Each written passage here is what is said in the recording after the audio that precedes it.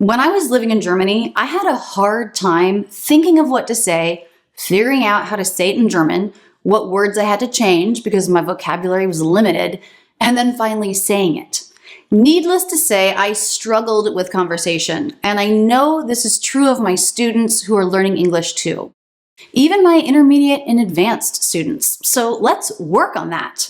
What if you could start thinking more in English and less in your native language when you wanted to? That's possible. There are real techniques to make that happen, and today we'll practice just that. This is part of a series of videos where I outline different techniques, training your mind to think in English, and today we're using a more advanced technique. If you're not ready for that, I'll put a link to a more basic training video in the description. Today we're hitting you with conversational questions. You're going to see a timer and it might make you nervous. If you can't think of a sentence in English, just think of words that you would use in your answer. For example, if the question is, how did you celebrate New Year's? You could come up with nothing, COVID-19, home, no champagne, video call. Or if you can put together a full sentence, you might think, because of COVID-19, we all stayed in this year. It was just a regular evening at home. We didn't drink champagne. We didn't stay up until midnight, but we did do a video call with some friends. Now, often I'm trying to get my students to practice speaking out loud, everything, but this is a little different. We want to work on the habit of the brain thinking in English, so just think it in your head. You're not coming up with a whole sentence in your native language and then translating. We don't want to practice that. We want to avoid that. So think in English only. And if you have to simplify what you're doing, then do that and stay away from full sentences. If you think of a word in your native language, no big deal. Let it go. Guide your mind back to English. English, English, English. Let's do one question, then we'll talk a bit more about strategies. So I'm going to ask you a question, and you'll have 10 seconds to think of your answer. My question is, tell me something about your hometown I might not know.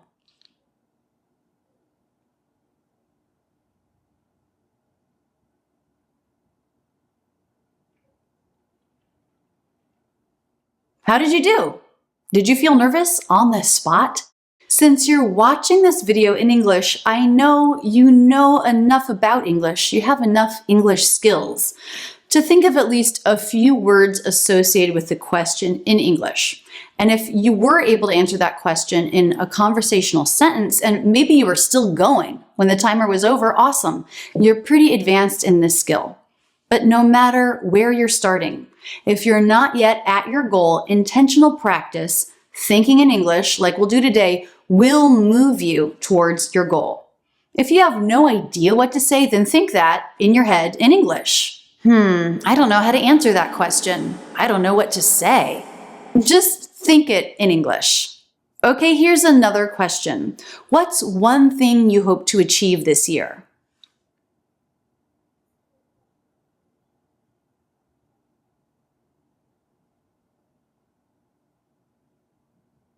You may have started your answer with, I hope to, I want to, I plan to, or I will. Or maybe, one of my goals is. Here's my answer. One of my goals this year is to get to know some of my YouTube audience a little more personally through my YouTube membership. They might not know about it. I should tell them to click the join button below this video. Remember, some of you can put together endless sentences in English and some can't. Wherever you are, build on that. If you can only come up with a few words, that's okay. At the end of this video, I'll tell you how to build on that. Now, I'm going to give you 3 minutes of questions in a row. This is a good place to figure out your stamina for this kind of exercise. The questions will just keep coming at you. Can you stick with it? If you get frustrated, just wait for the next question. Each question is a chance to start new, bringing up a few words in English in your mind that relate to that question. Okay, ready? Take a deep breath. Let's do this. What were you doing this time last year?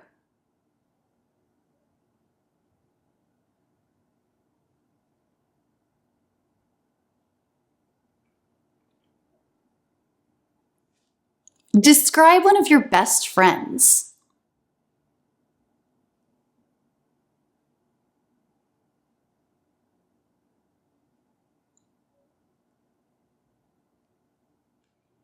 Name 5 things you've done today.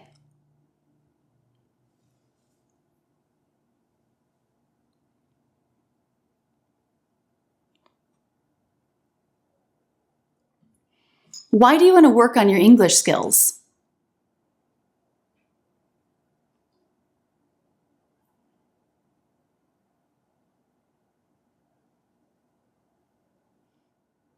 Tell me about one thing that you love about your job.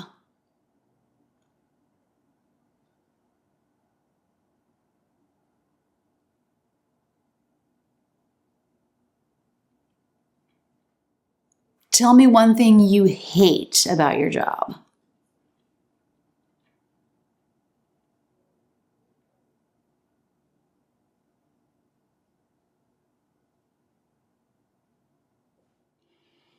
What do you think is the greatest TV show of all time and why?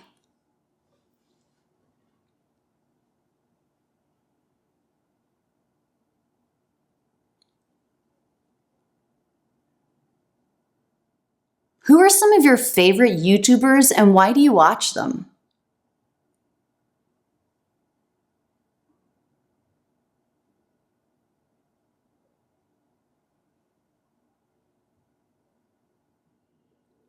Are you satisfied with your financial situation? And, yes or no, why?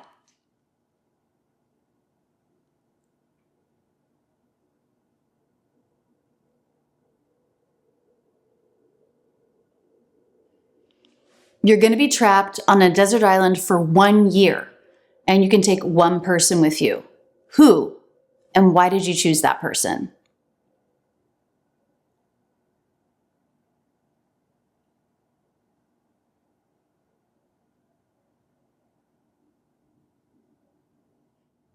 What's your favorite season of the year and why?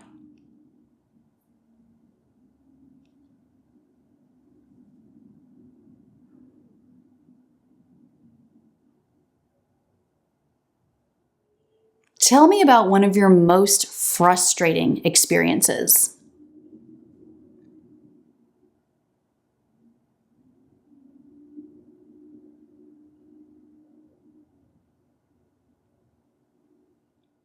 If you could be any animal, which would you be and why?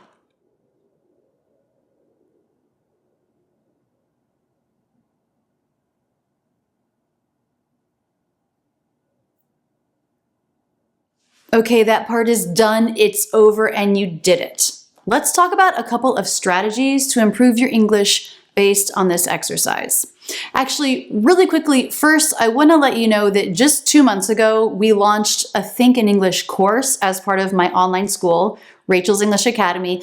My school focuses heavily on accent training, listening comprehension, and spoken English skills. But we recognize that being able to think in English is an important part of that. So we've added a course to help you train your mind with exercises like this one here to think in English on a regular basis. If you might be interested in this, please check out rachelsenglishacademy.com and sign up. I would love to have you as a student.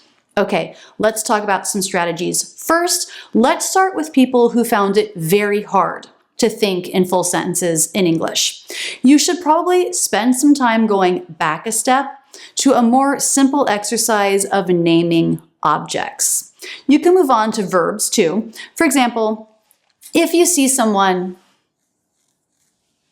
you can think arm and scratch. Then you'll have the building blocks for she's scratching her arm. And as you look around you and you're naming nouns, verbs, adjectives, and adverbs, if you don't know the English word for something, look it up in a dictionary, learn it, add it to your vocabulary list. In this video, I do that kind of exercise with you. If you can think in sentences, but you want to get more sophisticated, then you'll want to do some exercises where you are speaking out loud, recording your answers.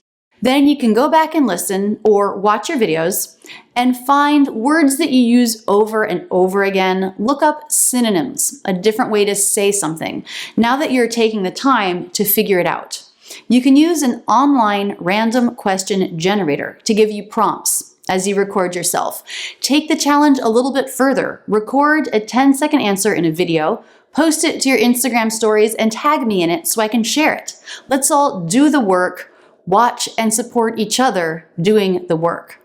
Make this a daily practice, and I guarantee you'll get more comfortable thinking in English and in English conversation. It's all about practicing spontaneously. When you don't know what question is coming, you have to think on your feet. You can only use what you know. There's no time to look something up. So you'll get better at using what you know and finding the gaps in what you know. And I can't wait to have you build your confidence in English conversation.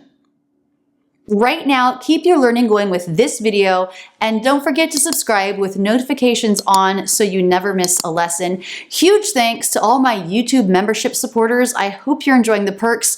To learn more about Rachel's Circle and Rachel's Superstars, which includes exclusive audio lessons, click the join button to know more.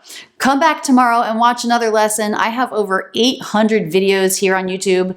I love being your English teacher. That's it, and thanks so much for using Rachel's English.